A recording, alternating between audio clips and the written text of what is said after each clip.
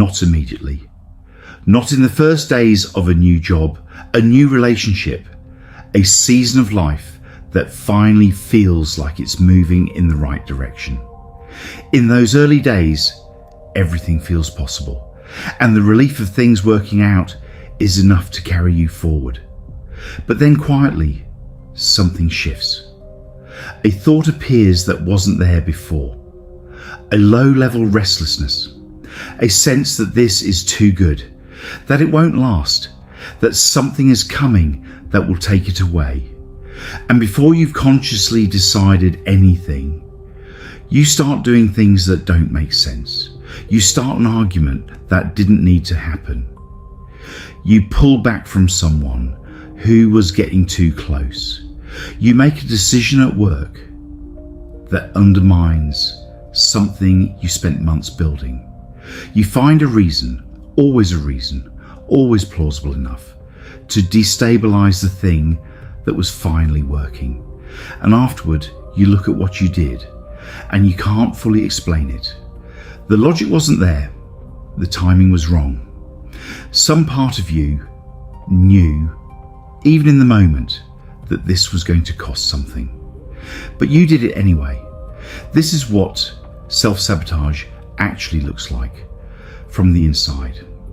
Not the dramatic destruction, not the obvious mistake you can trace to a clear cause, the quiet, almost imperceptible undoing of good things.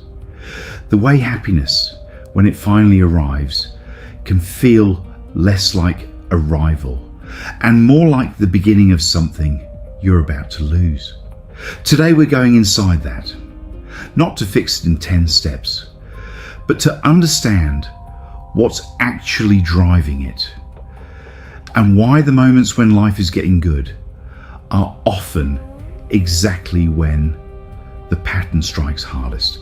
The first thing to understand about self-sabotage is that it doesn't feel like self-sabotage when it's happening. It feels like clarity. It feels like you're finally seeing something you were too optimistic to notice before. A flaw in the relationship that was always there. A risk in the opportunity that everyone else is ignoring. A reason, specific, seemingly rational, why this good thing is not as good as it appeared. And the mind, once it has located this reason, begins to build around it. The evidence accumulates. The concern grows. The thing that was good starts to look fragile, or false, or simply too far from what you actually deserve. And you act on that feeling, not because you chose to destroy something good, but because the feeling presented itself as truth. This is what makes self-sabotage so difficult to catch in real time. It doesn't announce itself as sabotage, it announces itself as wisdom, as discernment, as the mature recognition that things which seem too good usually are. Psychologists have studied this pattern extensively, and what they find consistently is that self-sabotage is almost never about the thing being sabotaged. It's about what the good thing represents. Because good things, real ones, the kind that actually matter, don't just bring pleasure, they bring exposure, they raise stakes. They create conditions under which loss becomes possible in a way it wasn't before. You cannot lose what you never had, but you can lose what you allowed yourself to want. And somewhere in the architecture of how certain people learn to move through the world, wanting something too much, letting yourself need something, allowing yourself to be genuinely happy, became a signal that something was about to go wrong. Not because that logic was ever true, but because at some point it was. And the nervous system, which learns fast and updates slowly, filed it away. Good things end. The closer you get to something you want, the more it will hurt when it's taken. Better to take it yourself, quietly, plausibly, in a way that feels like wisdom rather than fear, before it can be taken from you. That is the logic underneath the sabotage. Not irrational, not crazy, not evidence of some fundamental brokenness. A strategy learned in a specific context, running in every context since. Let me ask you something. What is the upper limit of good that you actually believe you deserve? Not what you would say if someone asked. Not the aspirational answer. The one that sounds healthy and confident and appropriately self-assured. The real one. The one that operates underneath the words. Because most people who carry the self-sabotage pattern have one. An invisible ceiling, a felt sense, never quite articulated, never quite examined, of how much good is too much. Of when things have gotten better than they're supposed to get. And when life crosses that threshold, when the relationship is genuinely working, when the career is moving in the right direction, when the version of things you actually wanted starts to materialize, something activates. Psychologists call this the upper limit problem, the tendency to unconsciously return to a baseline of difficulty or mediocrity, not because the good things weren't real, but because they exceeded what felt tolerable. And tolerable is the key word, because this is not about what you think you deserve on a conscious level. Most people who sabotage good things would tell you sincerely that they deserve happiness. They've done the work, they've read the books, they believe intellectually that good things are available to them. But the body has a different answer, and the body's answer is older and quieter and more powerful than the intellectual one. It was formed in the early years, in the environment where you first learned what to expect from the world, in the patterns of what arrived and what didn't, in the moments when things were good and then, without warning or explanation, weren't anymore. And what got encoded in those moments was not a belief exactly, something more fundamental than a belief. A felt sense honestly, it was the best surprise I've had of all what year. The baseline was supposed to be. I still can't believe and when they life managed to keep exceeds it a that secret. baseline significantly, when things are better than the felt sense of normal, the nervous system doesn't celebrate. It activates.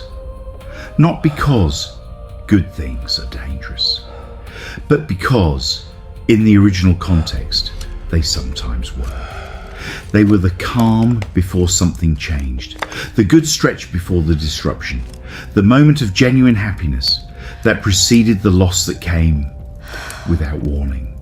And the nervous system, loyal and efficient, learned to treat happiness not as a destination, but as a signal that something was about to shift.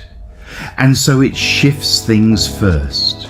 There's a particular form of self-sabotage that almost never gets identified as sabotage. It doesn't look like blowing up a relationship or making a reckless decision. It doesn't have a clear moment you can point to afterward and say, there, that was where it went wrong. It looks like withdrawal, the slow, barely perceptible pulling back from something good. The gradual reduction of investment, the way you start showing up slightly less fully in a relationship I ruin everything. that was going well. The way you stop putting in I do it the so effort it can't that be worked, taken from me. right when the effort was starting to pay off. The way you become, by almost imperceptible degrees, less present in your own life at the exact moments when your life is giving you something worth being present for.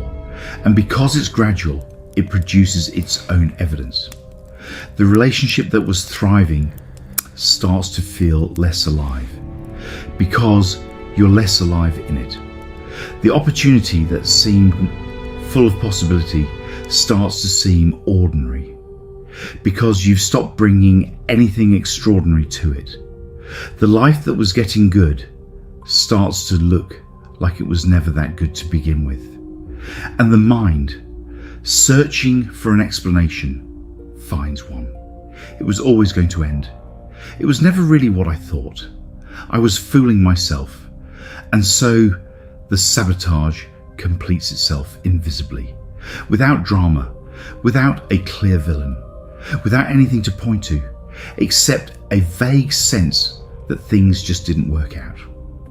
This is the most insidious version of the pattern because it requires the least courage to maintain. The active destruction, the argument started, the decision made, the relationship ended, at least makes itself visible, at least creates a moment of recognition. The withdrawal asks nothing of you except your absence. And absence is easy, especially for someone who learned somewhere along the way that being fully present in something good was the most reliable way to feel the loss of it. Jung had a concept he called enantiodromia, the tendency of things to turn into their opposites when they reach an extreme. The person who has been too long in the light turns toward the dark. The one who has been too long in the dark turns toward the light. But there's a quieter version of this that he also mapped. The psyche that has been too long in difficulty, too long in the baseline of struggle and effort, and not quite enough. When it encounters genuine goodness, it doesn't always know how to stay. It knows how to want. It knows how to reach. It knows how to work towards something. But staying, being in something good without immediately preparing for its end requires a different kind of capacity. One that has to be developed deliberately over time. And for many people, that capacity was never fully built because no one modeled it, or the environment didn't support it, or the early experiences of good things ending without warning made staying feel more dangerous than leaving. And so the pattern runs, not because you want it to, but because it's what you know. Here's the part that takes the longest to see. Self-sabotage is often an act of loyalty, not to yourself, to something older than yourself, to a story about who you are, what you deserve, what the world is like. That was written before you were old enough to question it. And stories, once written, have a powerful need to remain consistent. If the story is that good things don't last for people like you, then when good things arrive and persist, the story is threatened.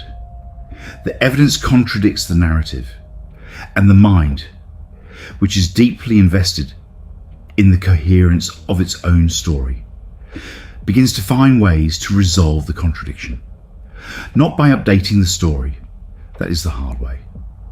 That requires examining something that has been operating below awareness for years or decades. The easy way, the automatic way, is to make the evidence fit, to do the thing that turns the good thing back into what the story says it should be. This is why self-sabotage can feel in the moment like honesty, like you're finally seeing things clearly, like the optimism was the delusion and the destruction is the reality. Because from inside the story, it is clarity. The story is being confirmed, order is being restored. The problem is that the story was never the truth. It was an explanation, written by a mind that was trying to make sense of experiences it didn't have the tools to fully process. A child's understanding of why certain things happened, why the good things ended, why the love was conditional, why the safety was temporary, and explanations written by children. about experiences children shouldn't have had to navigate alone, are not reliable maps of what the world actually is. But they run as if they are. They run beneath every decision, every relationship, every moment when life starts getting good and something in you reaches for a reason to back away. The work, and it is work, genuine, non-linear, uncomfortable work, is not to stop the sabotage through willpower.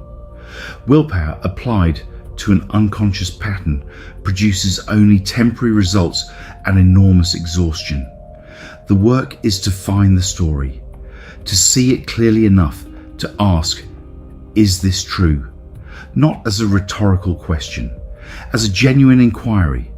Is it actually true that good things end for me? Is it actually true that I'm not someone for whom this level of good is sustainable? Is it actually true that the right response to something working is to find the reason it won't? And then, and this is the harder part, to stay with the discomfort of not immediately having an answer. Because the story was never just a belief. It was a shelter. It explained the inexplicable. It made the painful make sense. Letting it go, or even questioning it, means being willing to sit in the uncertainty of not knowing why certain things happened. And that uncertainty, for many people, feels more threatening than the sabotage itself. So what does it actually look like to interrupt this pattern? Not to eliminate it permanently in one decisive moment. Not to arrive at a place where the impulse never comes, but to create enough space between the impulse and the action that something other than the automatic response becomes possible. It begins with recognition, not the recognition that comes after. The retrospective understanding that you sabotage something good, which most people who carry this pattern already have in abundance. That recognition, while useful, arrives too late to change anything. What's needed is earlier recognition in the moment, while the good thing is still good and the impulse to undermine it is just beginning to form. And that requires learning to feel the pattern in the body before it becomes behavior. Because self-sabotage doesn't begin with an action. It begins with a sensation, a tightening somewhere, a restlessness, a sudden need to find fault with something that was fine a moment ago. A low-level anxiety that arrives without clear cause, in the middle of something going well. That sensation is the signal, not that something is wrong with the situation, but that something has been activated inside. The old pattern, the old story, the nervous system reading the current goodness as a threat it recognizes from somewhere earlier. And when you can feel that signal, when you can say internally, this is the pattern activating, this is not information about the situation, but about my history with situations like this, something becomes possible that wasn't possible before. You can pause, not a long pause, not a pause that requires enormous effort or perfect self-awareness. Just a moment, a beat between the sensation and the response. In that beat, a question becomes available. Is what I'm about to do, the withdrawal, the argument, the decision, the slow pulling back, is it coming from something real in the present moment? Or is it coming from something that happened before this moment, in a context that no longer exists? That question doesn't always produce a clear answer. Sometimes you genuinely can't tell. Sometimes the pattern and the reality are so intertwined that separating them requires more than a single moment of reflection. But asking it, returning to it, making it a habit, developing the capacity to hold it even when the old certainty is pressing hard, begins to change the relationship between you and the pattern, not by eliminating the pattern, but by introducing a witness, a part of you that can observe what's happening without immediately becoming it. And that witness, present, patient, curious rather than reactive, is the beginning of something that the pattern, left to run on its own, never allows. The possibility of staying, of being in something good without immediately preparing for its end, of letting happiness be what it is, not a signal, not a warning, not the calm before the storm, just what it is, which is in itself enough. If you've stayed with me through all of this, I want to stop here for a moment, because what we've been talking about today is one of the quietest and most costly patterns a person can carry, not because it's dramatic, but because it operates precisely in the moments that matter most. The moments when life is finally, genuinely offering something worth having.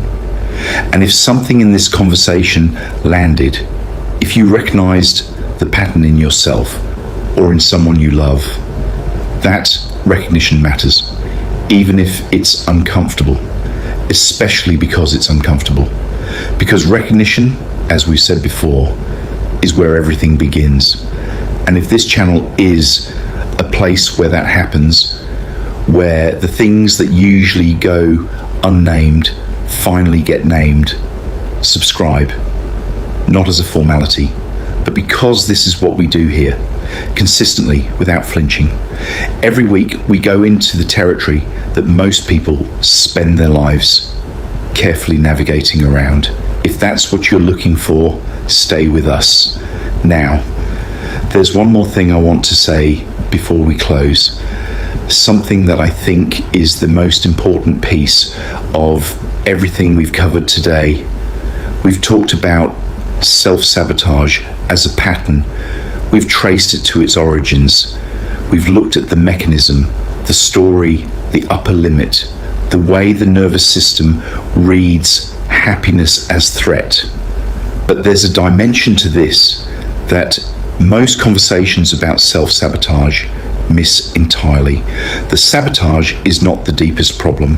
The deepest problem is what the sabotage is protecting.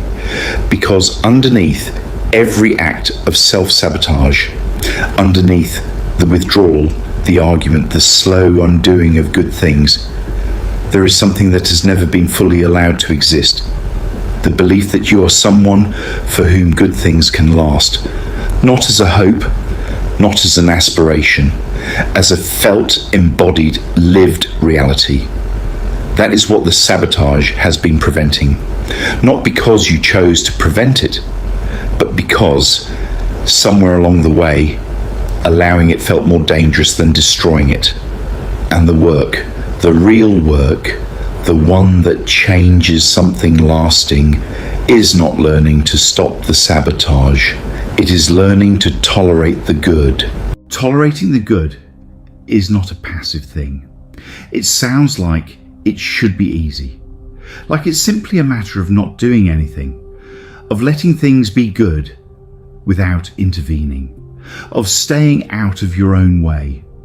But for someone whose nervous system has been calibrated on impermanence, on the experience of good things ending without warning, on the felt sense that happiness is a signal rather than a state, tolerating the good requires something active.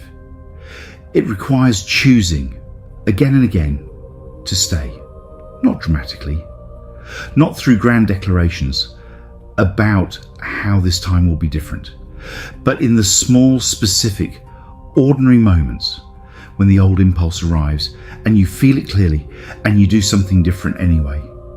You don't start the argument, not because you forced yourself not to, but because you recognized what was driving it and decided in that moment that the pattern did not get to make this choice.